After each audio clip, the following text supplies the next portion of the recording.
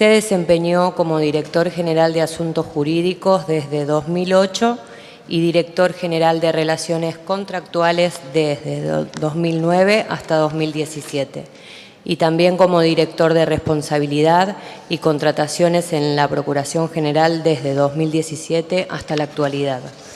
Asimismo, se desempeñó como docente universitario en la Universidad del Salvador desde 1993 hasta 2013. Fue vicepresidente de la Asociación de Abogados de la Procuración General entre 1994 y 2002, miembro del Consejo Directivo del Colegio Público de Abogados entre 2002 y 2004 e integrante del directorio de la Caja de Seguridad Social para Abogados de la Ciudad de Buenos Aires.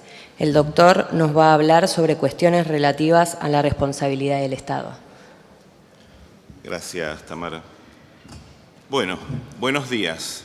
Les pido disculpas porque un retraso en el tránsito obligó a que cambiaran el programa por mi culpa. Así que les pido a todos disculpas.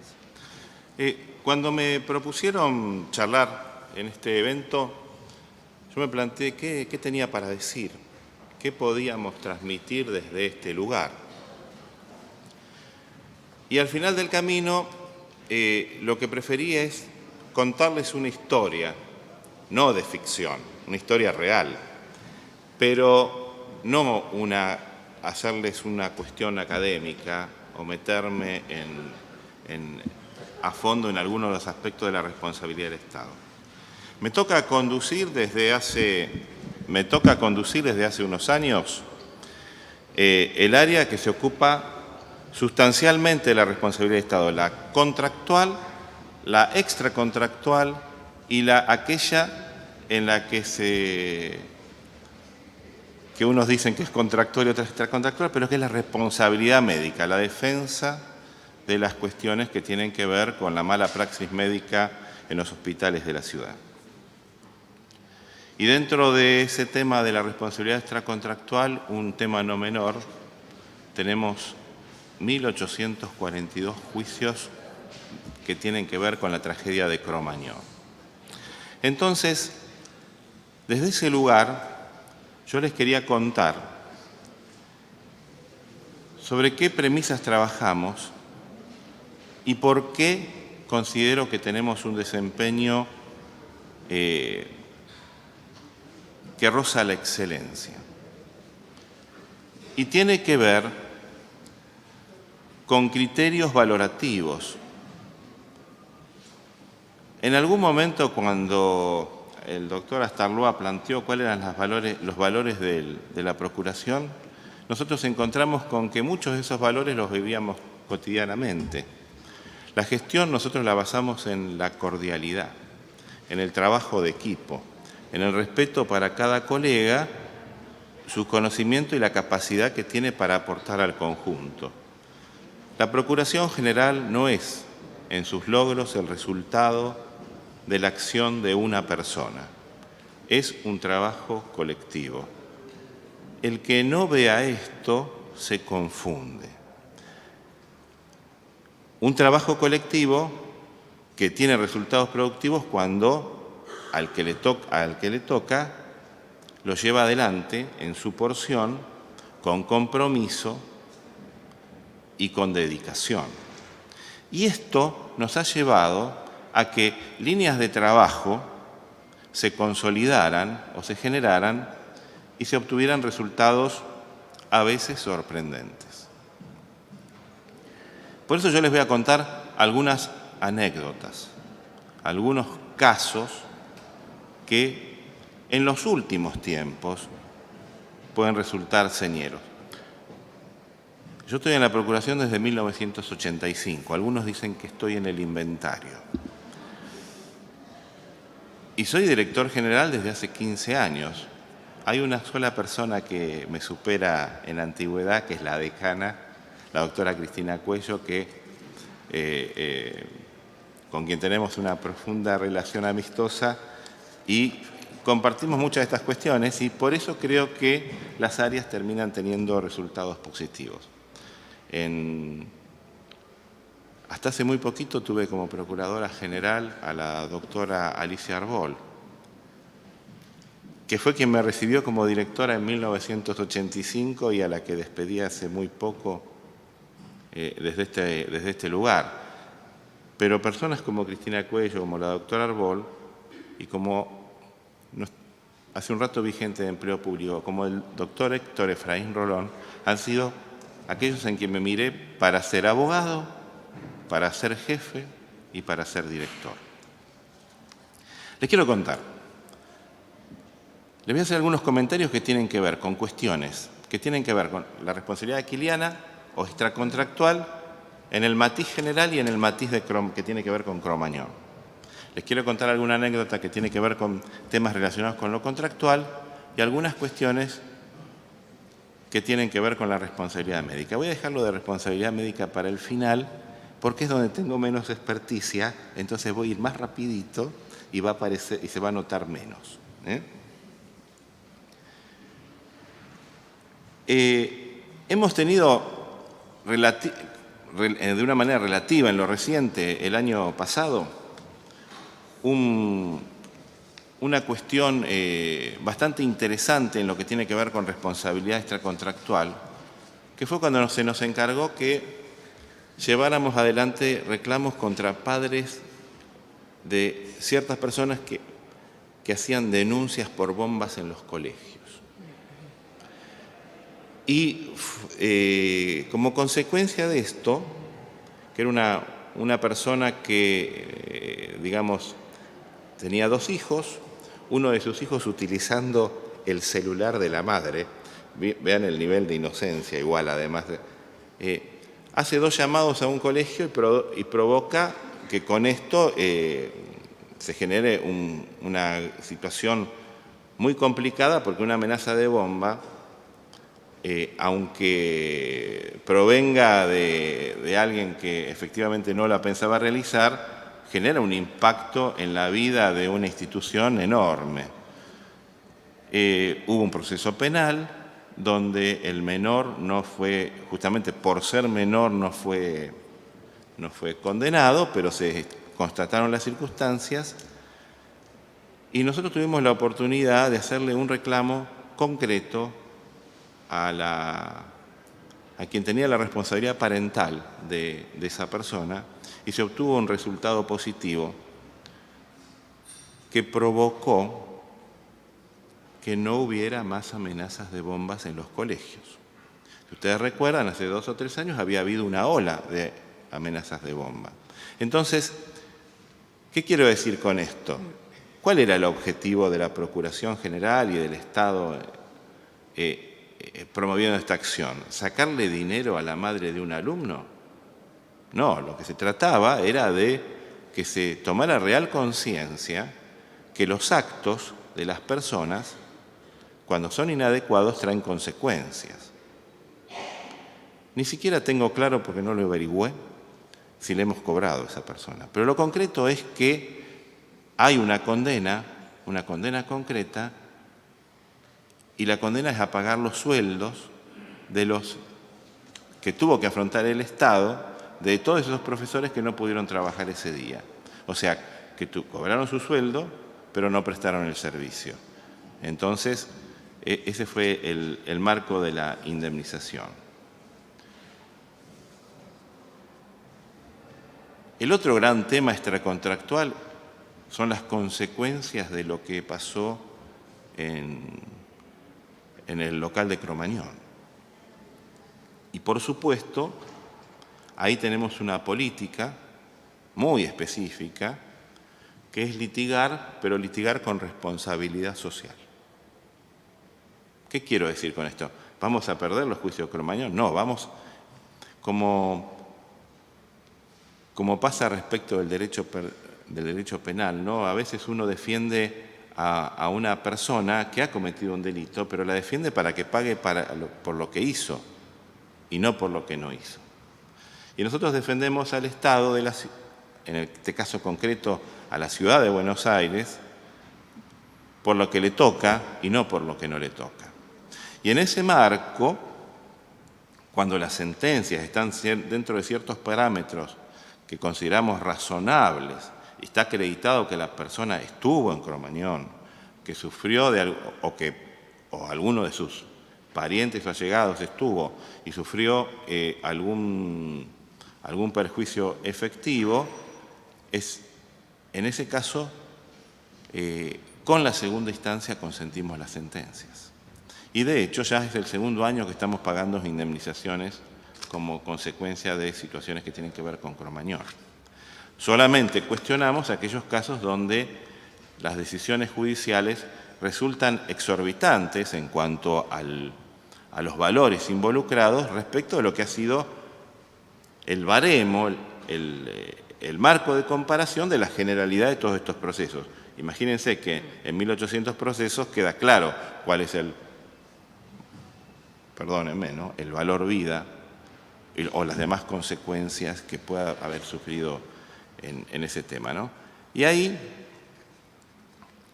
también en determinados momentos que tuvimos que ver cómo priorizábamos el gasto, y la verdad nosotros priorizamos el pagarle primero a los sobrevivientes y después a los que reclaman porque alguien ha fallecido, porque nos parece que la persona que sobrevivió es quien tiene más necesidad, es quien padeció efectivamente la situación y hoy tiene reducidas sus capacidades muchas veces, aunque sea desde el punto de vista moral, como consecuencia de ese evento. Pero ¿qué pasa además en esto? En Cromañón hay otros demandados, porque la Ciudad de Buenos Aires es condenada en la cuestión de Cromañón como consecuencia de lo que se considera una omisión del Estado en tener un adecuado sistema de inspección de este tipo de locales. Pero no hay una responsabilidad directa, hay una responsabilidad directa para los autores o incitadores de esto, que básicamente son los que tienen que ver con la organización del evento y los dueños del local y la banda que participaba. Y el otro gran protagonista de esto, el gran demandado, es el Estado Nacional, pero allí por conductas antijurídicas de sus dependientes. En general, en las cuestiones que tienen que ver con los juicios de la tragedia de Cromañón, hay una responsabilidad solidaria de todos los demandados, pero que se ha tarifado por tercios y a veces por mitades entre el Estado Nacional y la ciudad. Esto significa que nuestra responsabilidad en general respecto de esas indemnizaciones es la tercera parte. Sin embargo, estoy en un marco de profesionales del derecho, ustedes saben que la responsabilidad solidaria hace que uno le pueda reclamar a cualquiera de los codemandados. Los organizadores, algunos murieron y otros son insolventes. El Estado Nacional tiene un sistema mucho más complicado que el nuestro para prever el pago de indemnizaciones, porque puede incorporarlo dentro de unos cuantos ejercicios presupuestarios el reclamo. En cambio nosotros, por el 399 y el 400 del Código Procesal del CAIT, lo tenemos que previsionar para el año siguiente. O sea que somos los más fáciles para cobrar. Tenemos solvencia y a pesar de que haya que esperar un año, somos los más fáciles, digamos.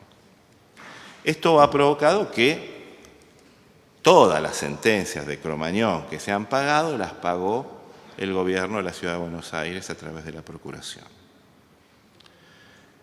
Pero no nos quedamos con eso. Inmediatamente se instrumentó un mecanismo de recupero del porcentaje que el Estado Nacional tiene que aportar a esto.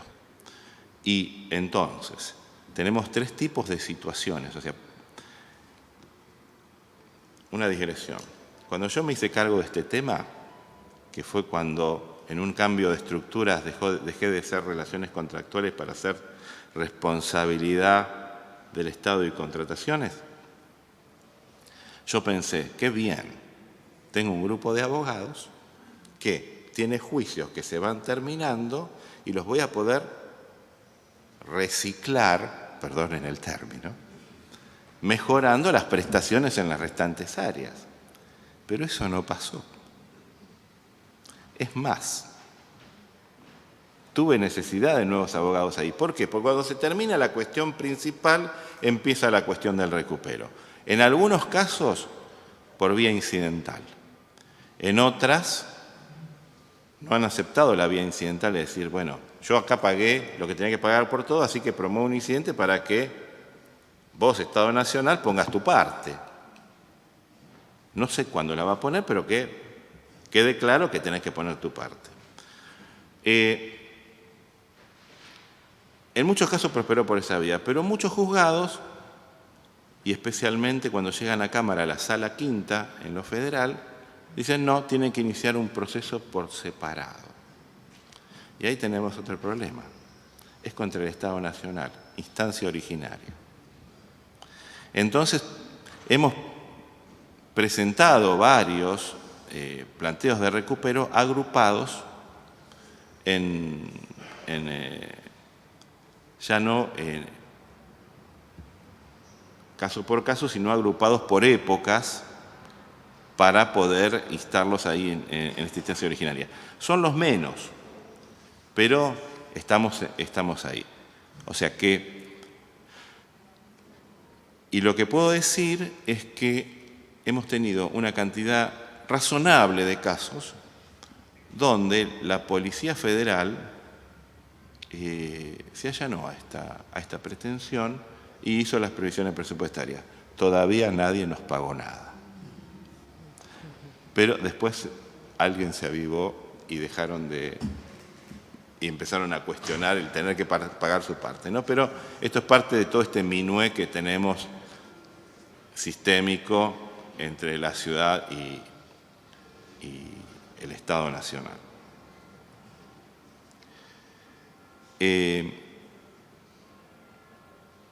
Cromañón no deja de dar sorpresas.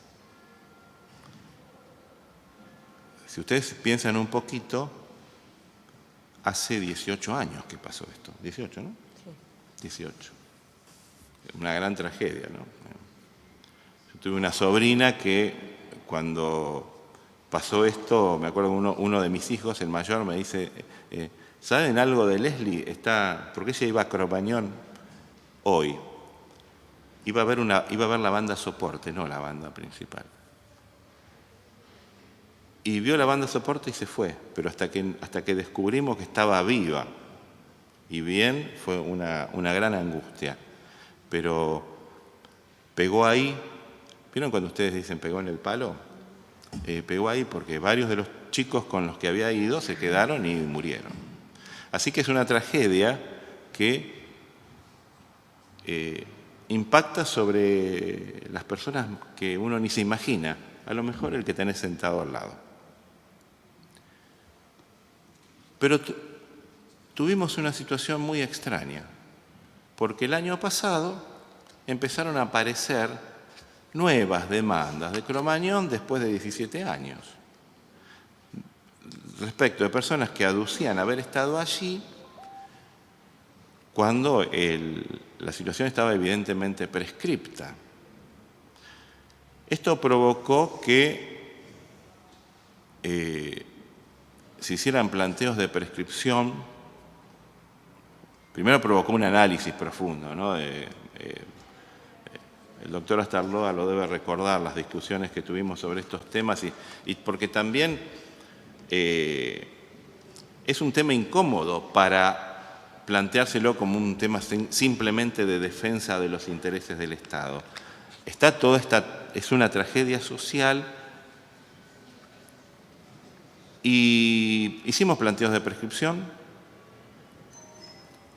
que en general han sido receptados, pero el problema era que había muchos casos donde no se decidía la prescripción sobre previo especial pronunciamiento. Entonces íbamos a tener de nuevo un montón de casos relacionados con estos donde quizás se declarara una prescripción en 4 o 5 años, con el dispendio que implica de recursos esto. Entonces empezamos una política muy agresiva de planteo de las prescripciones como especial como previo y especial pronunciamiento, y además, en algunos casos donde ya se había diferido la prescripción para cuando terminara el proceso, para el final del proceso, planteamos inclusive revocatorias in extremis, o sea, recursos casi de emergencia y un poco disparatados. Sin embargo, en la totalidad de los casos, la prescripción ha sido concedida. Pero tenemos además una cantidad de casos bastante importante, y eso tiene que ver con un criterio mucho más general, donde los abogados que promovieron estas causas, que fueron de un solo estudio, voy a decir el pecado pero no el pecador,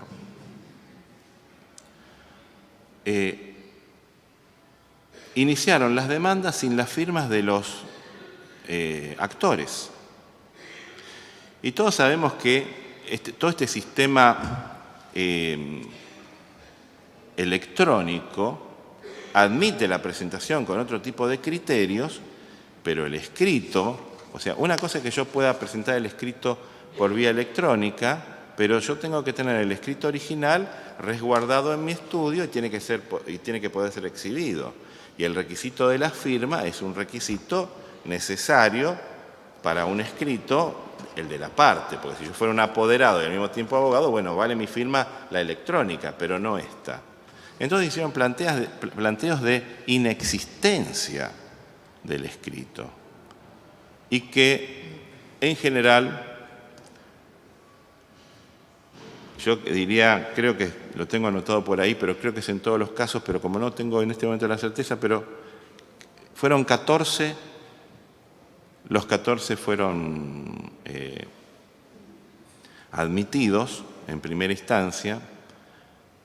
De esos, y hay uno en este momento de los 14 que todavía está por resolver en Cámara por una apelación. Pero digamos que de una manera absolutamente unívoca se ha declarado la inexistencia de la acción por no tener la firma de la parte actora. Y esto lo comento porque impacta sobre cualquier otro tipo de planteo en cualquier otro tipo de asunto en el ante la justicia. Si el escrito no tiene la firma en el original que uno tiene resguardado, esa presentación es inexistente, no alcanza con la firma del letrado. Lo vivimos como un éxito. Solo en uno de los casos nos han regulado honorarios hasta ahora. Estamos teniendo algunas dificultades para ingresar eso en la caja, pero es una suma interesante.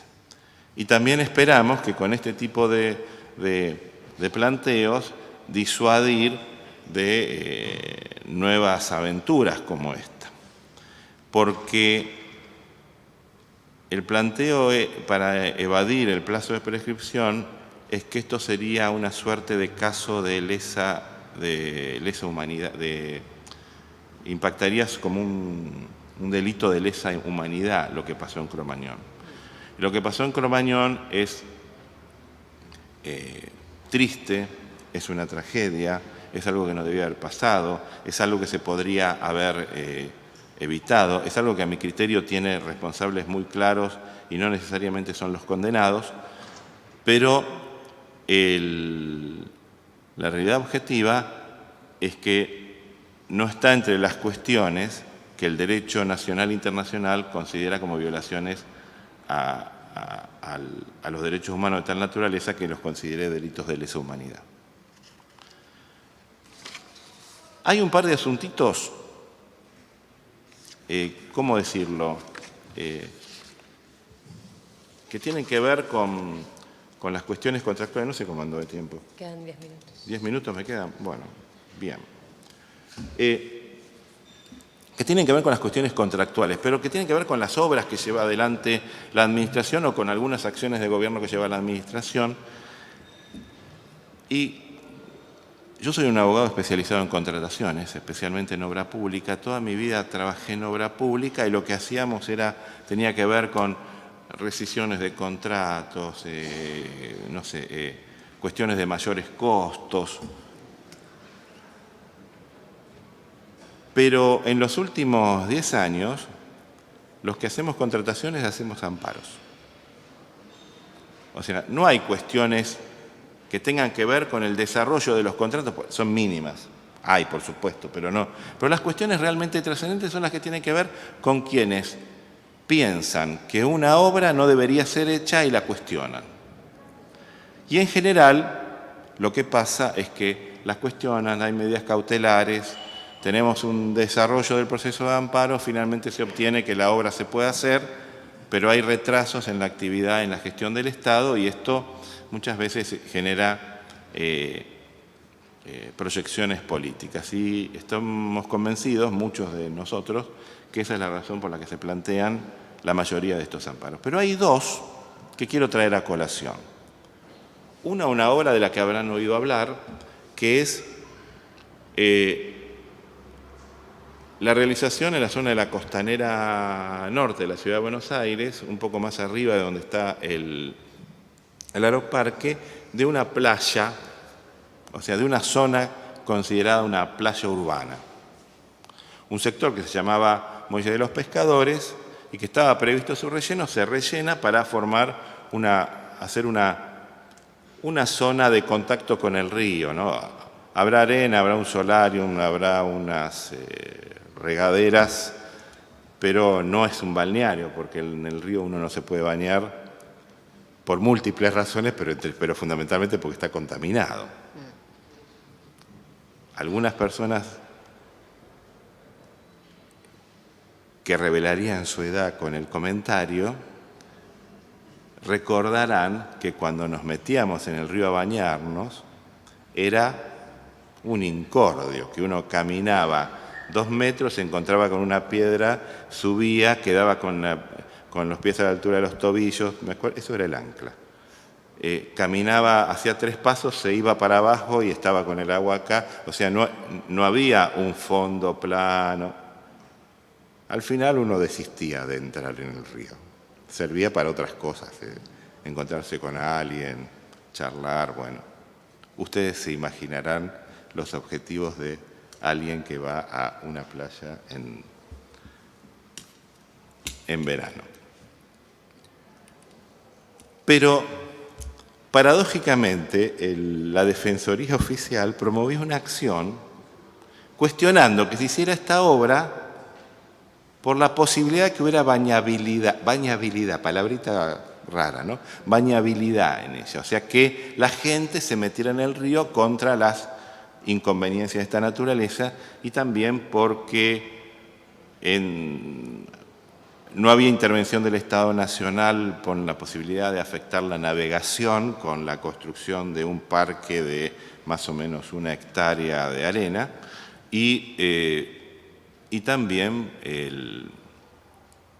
algún otro aspecto asociado a esto, básicamente que se sostenía que este relleno no estaba autorizado, cosa que después se demostró que el relleno estaba autorizado por una ley, que es la que crea ese distrito, que la navegación no se afectaba porque es imposible, el canal de navegación pasa muy lejos de este lugar y el Estado Nacional tiene jurisdicción en las cuestiones de navegación, pero no tiene jurisdicción cuando no hay cuestiones de navegación, y acá primaba la soberanía de la Ciudad de Buenos Aires sobre su propio territorio y sobre el espacio adyacente en el marco de que somos un estado ribereño del Río de la Plata.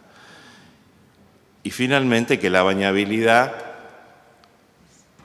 es una hipótesis irrazonable porque todos los espacios que están construidos en las cercanías del río, y ustedes si alguna vez han ido, por ejemplo, al Parque de los Niños, etcétera, tienen claramente indicaciones de que está prohibido bañarse y no hay una estructura para bajar al río, sino en todo caso de una estructura para gozar del río desde su costadito.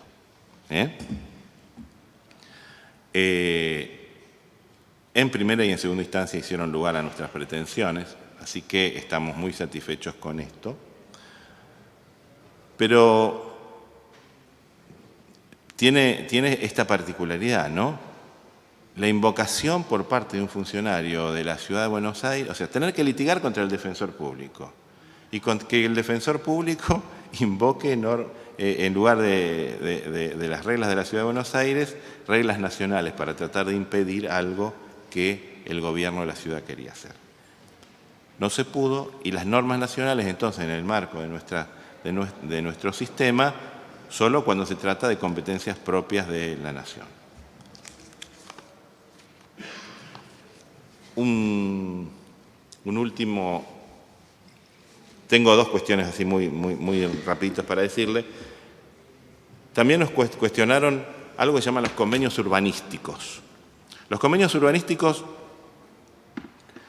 en el nuevo sistema del Código de la Edificación, el Código urbanístico, se trata de situaciones donde, frente a determinado tipo de fracciones, el Estado puede autorizar o puede acordar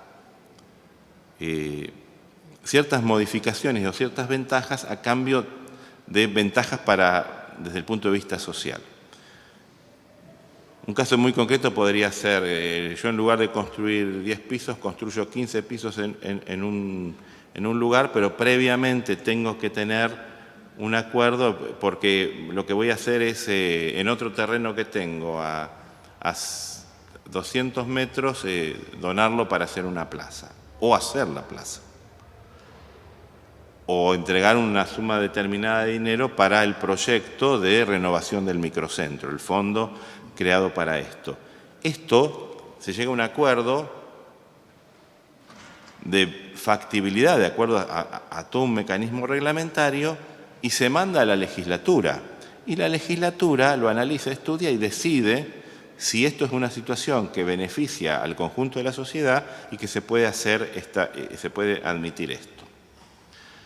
Tenemos un caso concreto que es el de la Ciudad Deportiva de Boca, donde estuvo la Ciudad Deportiva de Boca. Es un inmueble que Boca le vendió a distintas desarrolladoras, la última es IRSA, y el convenio urbanístico promueve que 70 hectáreas de ese espacio se transformen en un parque público junto al río. Un tercio del espacio queda para desarrollar una suerte de prolongación de Puerto Madero.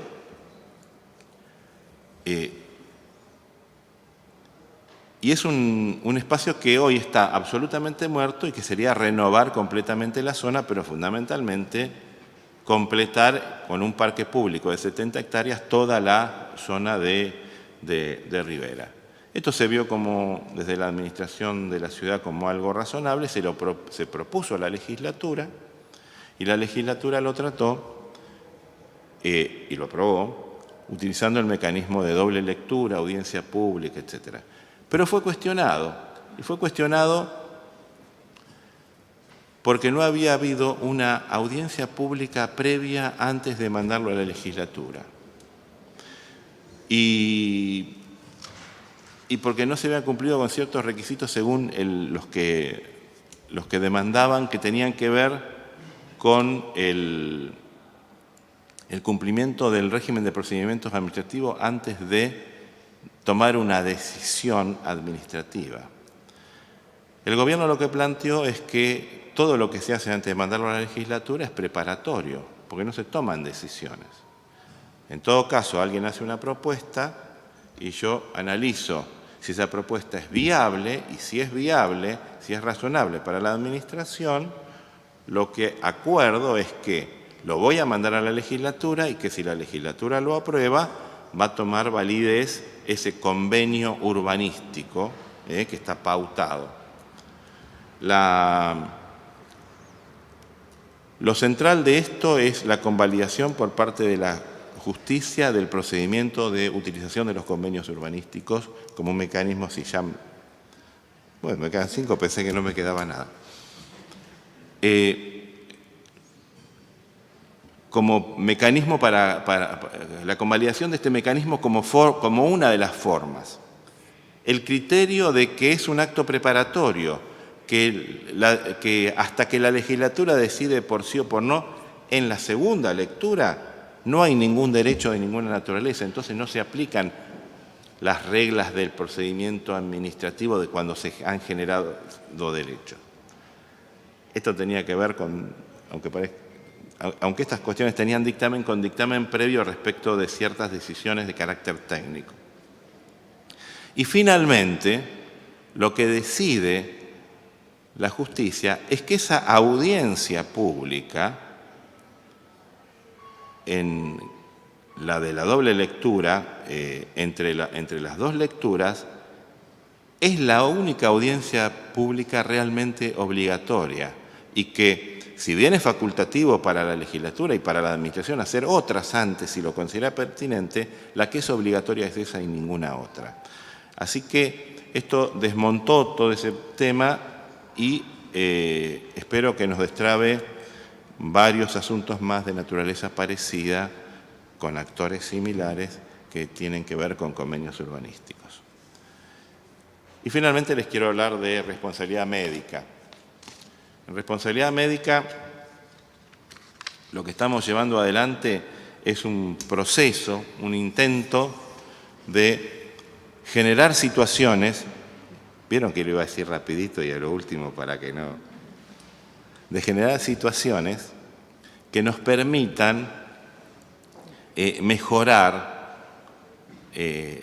por un lado, la forma en que actúan los hospitales para que haya menos litigiosidad y la defensa de esas situaciones para poder obtener mejores resultados. El estudio que hicimos sobre una porción importante de los casos reveló que en el 60% se rechazó la demanda y en el 39,3% que la demanda prosperó por el 60% o menos de las sumas que se reclamaban. Y también reveló que no hay una industria del juicio de la mala praxis contra la ciudad, porque no hemos podido detectar, primero porque se obtienen resultados positivos solo en el 30% de los casos, aproximadamente, porque los juicios duran mucho y porque no hemos podido detectar la repetición de abogados demandándonos en este tipo de prácticas.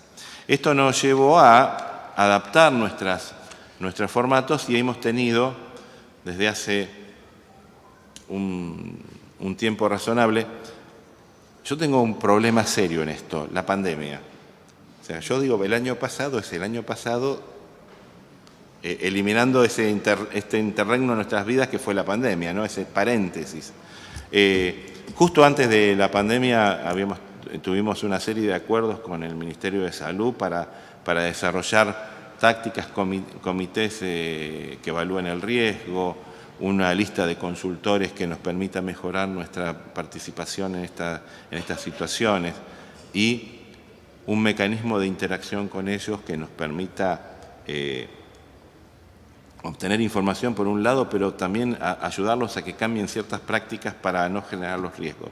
Y en ese sentido estamos muy conformes con este desarrollo y tenemos la sensación, todavía no la prueba, de que este 60% de rechazo en las demandas va a aumentar y que de a poquito estamos viendo una reducción en la cantidad de casos de mala praxis contra el Estado. Bueno, muchas gracias.